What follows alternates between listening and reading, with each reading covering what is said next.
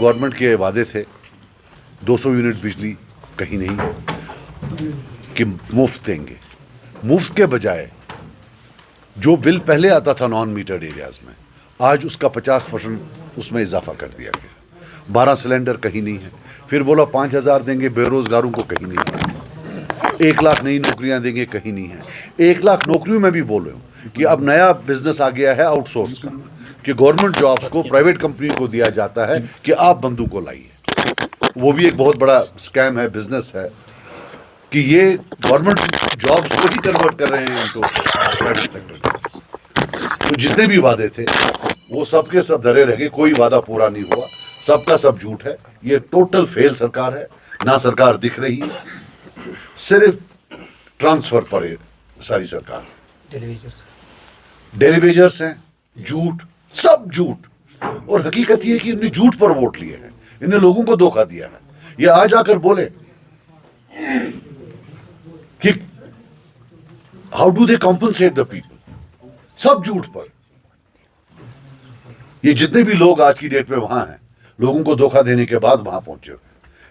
ایک پرومس آپ بتائے جو انہوں نے پورا کیا ہو, ایک. باقی بھی یوٹیاں ہیں, یہاں سٹیٹ ہونی چاہیے, 370 ہونا چاہیے, لیکن جو طاقت ان کے پاس ہے, جو طاقت ان کے پاس ہے وہ تو استعمال کریں. گوٹشو تو میڈیا والن اسپیشلی گامس مز یہ تو شاو ٹرین ہمو تھومت کر جناب اگر یوٹی ہے, کیا ان کو نہیں, یہ بچے ہیں. سب سے زیادہ اگر کوئی ایکسپیرینس والا ہے وہ فاروق صاحب ہیں. فاروق صاحب کو نہیں معلوم تھا یہاں یوٹی ہے جب یہ مینیفیسٹو بنا تھا.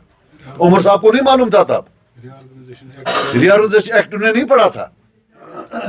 کچھو کرا بھائی یوٹی تھا, آپ پھر کیوں انہیں جھوٹ بولا؟ دے لائٹ. یوت ونک ہمو اپوز امو ونک تم ہوم منسٹری ہند بات تک کرک ہمو پھر لوگن تھی کیا کرو.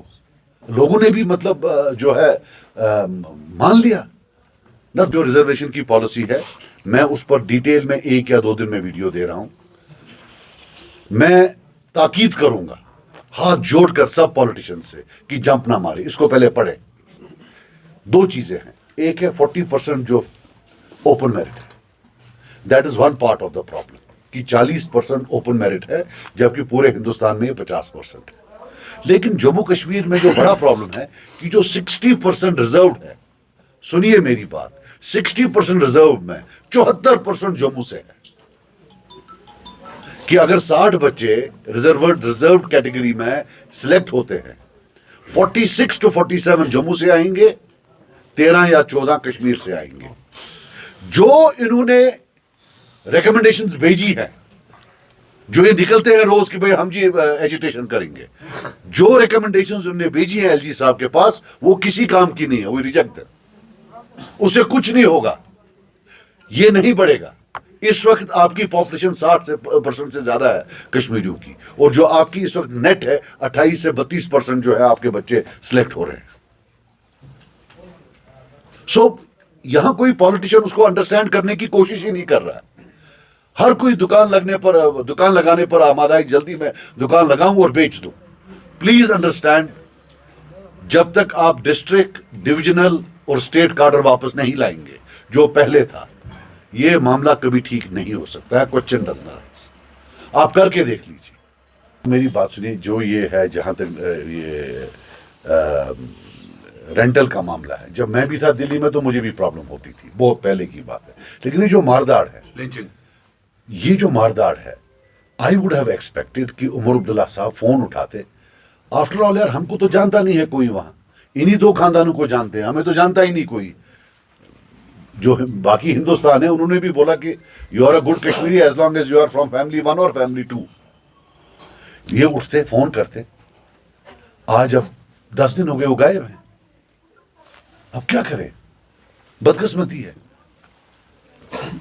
وہ غائب ہے. اور میرا تو دل دکھتا ہے جب ہم دیکھتے ہیں ان کی حالت کیا ہوتی ہے, ان کی ہیلپ لیسنس کیا ہوتی ہے. لیکن کیا کریں, اور اللہ انشاءاللہ پوچھے گا ان سب سے جنہوں نے ایسی ناکارہ اور ظالم سرکار کو لایا, جن کو اتنا بھی ان کا دل نہیں موو ہوتا ہے کہ وہ اٹھ کر فون کر لے کسی چیف منسٹر کو کہ جناب ہمارے وہاں جو ہے آپ کیا یہ کر رہے ہیں. ڈیلی ویجرز کے ساتھ ہر سرکار نے دھوکہ کیا ہے, ہر سرکار نے دھوکہ کیا. یہ چاہے تو دیکھیے میری ایک بات سنیے, انہوں نے جو وعدے کیے ہیں انہوں نے مان لیجئے 1,00,000 کروڑ کے، ان کے پاس 1 کروڑ بھی نہیں ہے،